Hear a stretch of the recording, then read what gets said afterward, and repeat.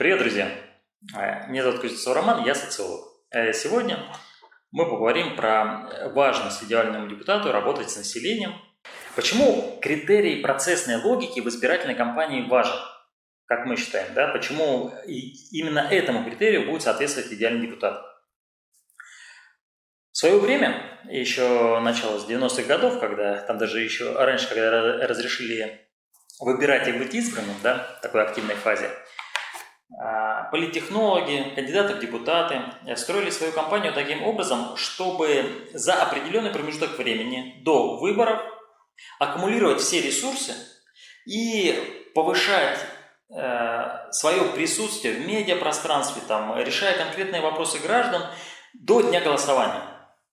И тогда, собственно, у избирателей складывается хорошее впечатление об этом кандидате, видят его работу и, собственно, идут за него голосовать. Вы видели, а? Вы видели? Как они меня принимали, а? Люди пели, плакали, смеялись. Некоторые даже танцевали. Видимо, я удивительный. Эта логика продолжалась, собственно, до 2020 года, до 2021 года. Присутствует она в многих странах. Сейчас, конечно, выборы в ГД мы не видим, что там серьезно что-то меняется, и прям такая идет мощная конкурентная избирательная кампания. Но, тем не менее, проектная логика присутствует. Взять хотя бы кандидата в депутаты Государственной Думы Евгения Попова. Это телеведущий телеканала «Россия», который, собственно, занимался всегда федеральной повесткой, международными отношениями и вел программы там ежедневные, да, программы по России-1, обсуждая ситуацию в Сирии, на Украине и так далее. Но за 2 месяца до выборов в Государственную Думу он вспомнил, что в Западном административном округе, по которому он избирается, есть районы Кунцево, там Филида-Давыдкова, и у этих граждан есть какие-то локальные проблемы. И он взялся их решать. Собственно, мое подозрение, что он их будет активно решать до дня голосования, а потом либо уйдет в Государственную Думу, либо обратно на федеральный канал и дальше будет заниматься своими делами. То есть его проект как депутата и кандидата в депутаты закончится днем голосования. Но ты сейчас говоришь про кандидатов, а если говорить непосредственно уже про депутат, потому что у нас тема идеальный депутат, а не кандидат. Зачем встречаться? И есть ли в этом какая-то необходимость встречаться с людьми? А для нас идеальный депутат, но он может быть кандидатом, заключается в том, чтобы он процессно вел, всегда работал с населением на одном и том же уровне. И в этом смысле статус его депутата, либо он кандидат в депутаты, да, никак не должен соотноситься с тем процессным взаимодействием со своими избирателями, со своим округом, работой на своем округе и днем голосования. Скажи, пожалуйста, а какой смысл депутату, если его уже избрали, постоянно работать с населением, постоянно выслушивать какие-то проблемы, недовольства? Если его уже избрали, его самое главное – приходить на определенные совещания, голосовать правильно, как поддерживать свою партию. Смысл встречаться? С 2000-х годов, ну и там даже и раньше, смысла большого не было, потому что депутат Государственной Думы, депутат представительного органа власти – это был достаточно высокий статус, чтобы получать удовольствие от владения им. Но сейчас, в принципе, статус депутата Государственной Думы, он все равно понизился. И скажем так, любая публичная должность не обладает тем статусом, который обладала ранее. И поэтому, если человек хочет получить не только статус, да, формальный статус или корочку, что он депутат Госдумы там, или другого органа власти представительского, а если он хочет быть известным и также уважаемым человеком, как политиком, который решает проблемы людей, или узнаваемым политиком, авторитетным политиком, тогда ему нужно регулярно работать с населением. И в этом смысле статус не так важен, как является ли он политиком, да, как идеальный депутат, либо он им не является. Согласен ли ты с тем, что если человек уже, который прошел в депутаты, и он не хочет, может быть очень известным или повышать свой еще статус в определенных кругах, в принципе, ему это не так важно вести эту работу с населением, потому что зарплата у него все равно будет идти, если он будет ходить на совещания и голосовать за определенные законопроекты.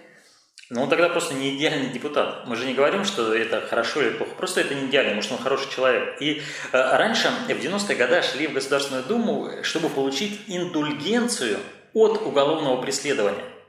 Сейчас такой возможности нет. То есть человек, даже попадая в Госдуму, силовики его не оставляют без внимания, если надо, сразу лишат статуса, если он что-то нарушил.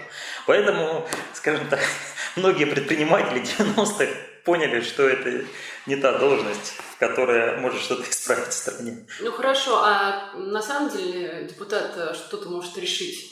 Есть ли у него полномочия что-то решать? Есть ли вообще толк от этих встреч, когда люди приходят и жалуются? Действительно, у него есть какие-то каналы давления там, реальные на данный момент у депутатов? Да, здесь такой момент. Конечно, депутат это не все может решить, и никто из органов государственной власти не может решить всех проблем. Но здесь момент, пытается он это сделать, вообще ведет он себя как политик, старается он изменить ситуацию к лучшему или нет. То есть не всегда нужно решать те запросы, которые есть у граждан, но хотя бы поговорить с ними, услышать и выслушать их, подчас кому-то достаточно и этого. Дать консультацию, и потом они могут сами разрулить свою проблему.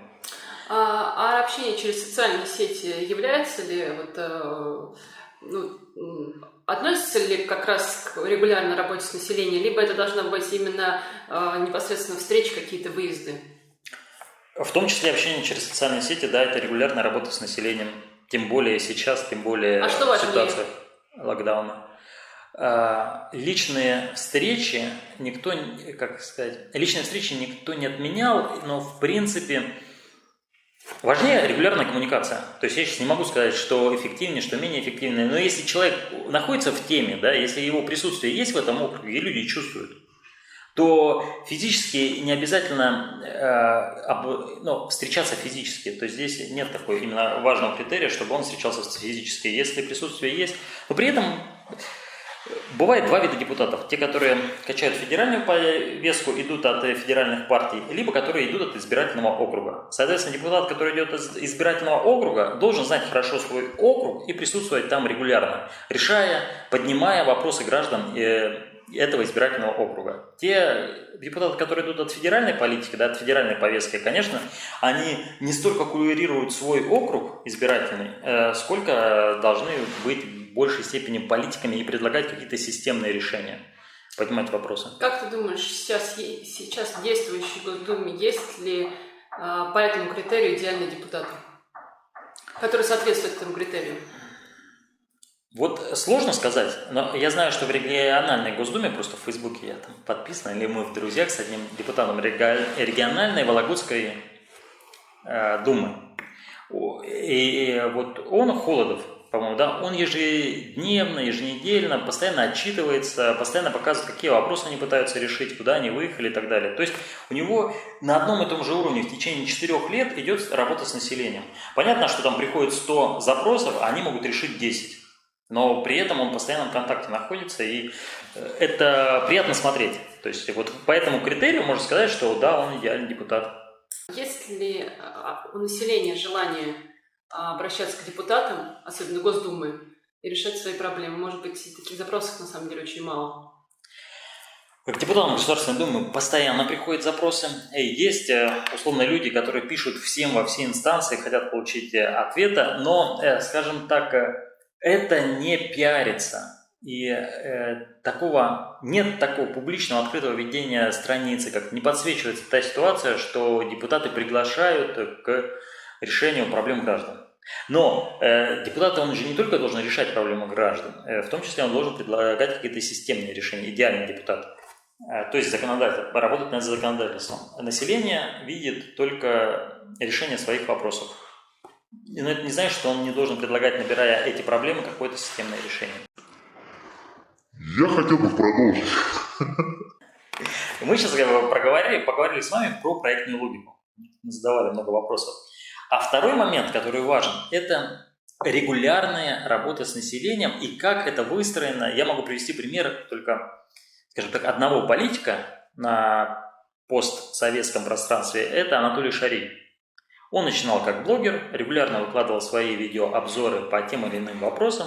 Потом через средства массовой информации, да, через то, что он стал популярным блогером, он начал исправлять какие-то ситуации, которые ему казались несправедливы. Потом это все выросло в политическую партию.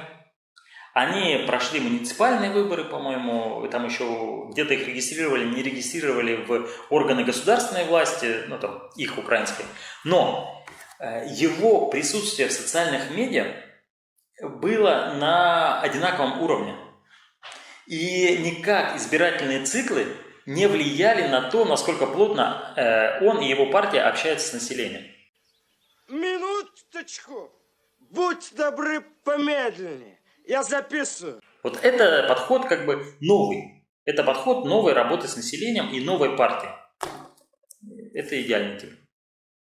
И присутствие в социальном пространстве, в интернет-пространстве. Это даже не то, что интернет-пространство. Когда процессная логика, то есть процесс, это просто как один и тот же, изо дня в день один и тот же процесс, и они как политическая сила просто занимаются процессом. Он более эффективен в современном обществе и через социальные медиа, там, и решение реальных проблем, материальной помощи и так далее. Он более эффективен, чем просто идти тишина, есть избирательная кампания, есть выборы, здесь мы сейчас все прекрасные, а после выборов все свободны. Эти, как цирк разъехался, да, клоуны остались. То есть после выборов хоть трава не расти. Вот эта логика, она меняется, но при этом, что важно, вообще в обществе, сейчас весь мир по организации переходит на проектную логику. То есть мир, получается, в большей степени экономический, да, коммерческие взаимоотношения в большей степени переходят на проектную логику, а политические отношения, по большому счету, ну, мы так видим, перспектива должна быть в процессной логике. Спасибо за внимание. Вот. Этот вопрос мы хотели рассмотреть. Возможно, сейчас меня смотрит кто-то из будущих депутатов Государственной Думы. Он возьмет это на вооружение, и через 5 лет мы его увидим в парламенте. Спасибо, подписывайтесь на наш канал. До свидания.